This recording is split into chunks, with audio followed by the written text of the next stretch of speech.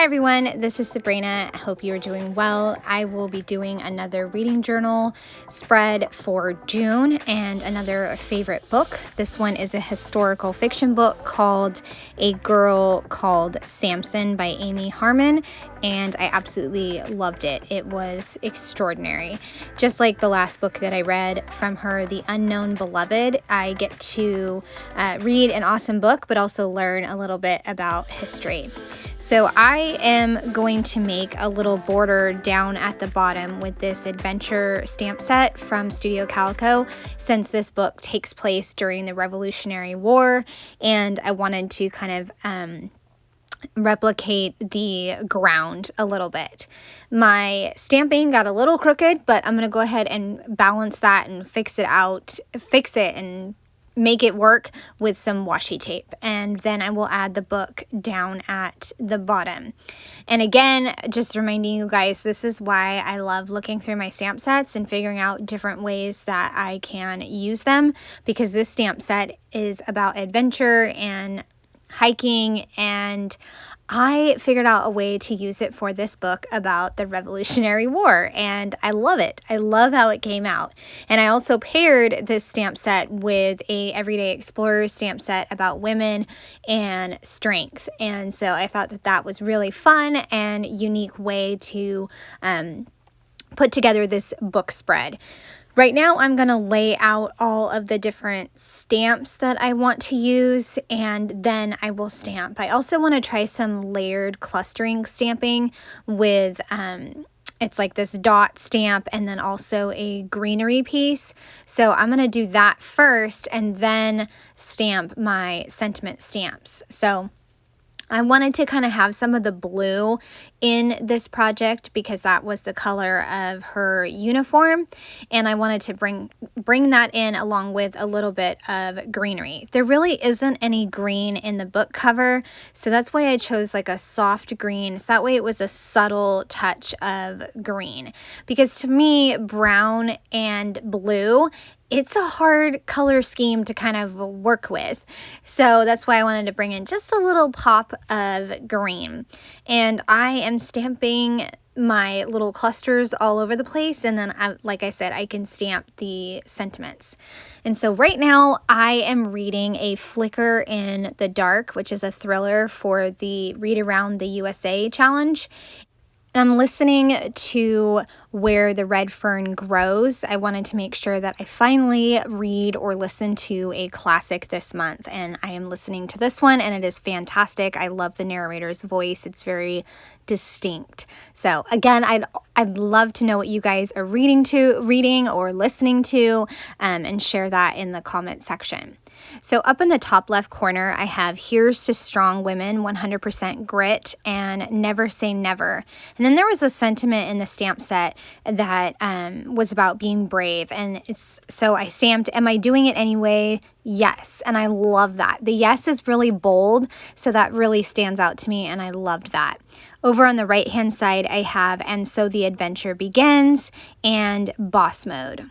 Up at the top, I have Girls Get It Done. So lots of great sentiments about, like I said earlier, women and strength, and also going on an adventure, because that's exactly what Deborah did, Deborah Samson. So I'm going to go ahead and start with my synopsis, and the year is 1760, and Deborah Samson is born to Puritan parents in Massachusetts. Her father winds up abandoning the family, and her mother makes the decision to have Deborah be a bound servant. Now, 20 years later, the American colonies have changed, and they want their independence. Tension is mounting, and young boys are joining the fight. Deborah decides this war is calling her to join up as well. She disguises herself and joins the Continental Army. And with Deborah's height plus like the way that her lengthy build, she makes for a convincing young boy. A small boy that's maybe not so mature. They mention this several times in the book, so that's why I'm including it in my synopsis. Deborah goes into the army and faces the horrors of battle, losing fellow soldiers turned friends, and finds love. Can Deborah continue her disguise and find love in all of this? And can she keep her secret that could change everything? And like I mentioned earlier, Deborah Samson is actually a real person, someone I didn't even know about before I read about this book. But of course, the romance portion of this book is made up. But it was fascinating to learn about Deborah Samson. And now I'm going to do my thoughts. So I'm not one that reads revolutionary books or any type of war books, but I absolutely loved this book, and I loved learning about the historical fiction aspect and the actual real aspect of this book. I really enjoyed it, and I love that Amy Harmon does that a lot with her books. I think actually this is my third book that I read. There was another one about the Oregon Trail that I read that I absolutely loved. And there was a second favorite character in this book called Agrippa Hull, and he's actually a real person too. I'm going to link in the description an article about him, but he was an amazing soldier. And he was an African-American soldier, which is just amazing. So he was a really cool character and person to find out about after I read it. The book was, of course, very atmospheric, and I felt like I was right there on the battlefield. Maybe it helped because I listened to it. I don't know, but I was pulled in right to the front lines. And the courage, strength, and tenacity of Deborah was just astounding. To be able to decide that as a woman, you want to go in and fight for your country at this young age, because I think she was only like 20-ish, and it's just amazing. I enjoyed the twist or addition of the romance. It was closed-door romance, but the feelings were conveyed, and it was almost in a poetic way since it did involve letters, but I'm not going to give away too much. But I enjoyed the romance, and it just added another layer to this book.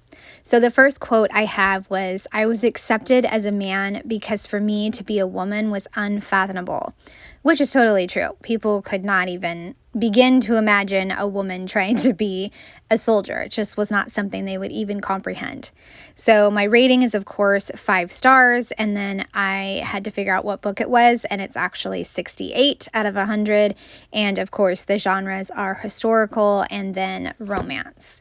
So those are the genres, and then over on the right-hand side, I have some more room for some quotes, so I'm going to go ahead and add 2 more. And I apologize that there's a portion of this video that's a little bit blurry. I'm not sure what happened to my camera, but I still wanted to be able to share this reading journal spread with you guys, so I hope that's okay. Like I said, I have no idea what happened to my camera. Okay, on this quote, I did mess up on a word, find. I put believe, but I needed to put find, so I'm going to fix that in a second. The quote is, "I find men are more apt to let us play. If they believe, they will triumph." So I felt like that was a real powerful quote. And then the next one that I put is, "Great miracles were wrought on their journey, but miracles do not make life easy. Most often, miracles just make the next step possible." And as you can see, I just used a scrap piece of paper to fix the word that I wrote down wrong, and that will wrap up this reading journal spread. I hope you guys have enjoyed seeing this one come together and learning about this character in history, and also Agrippa Hull too. I would love a thumbs up or a subscribe if you are new to my channel. Have a wonderful day. Bye.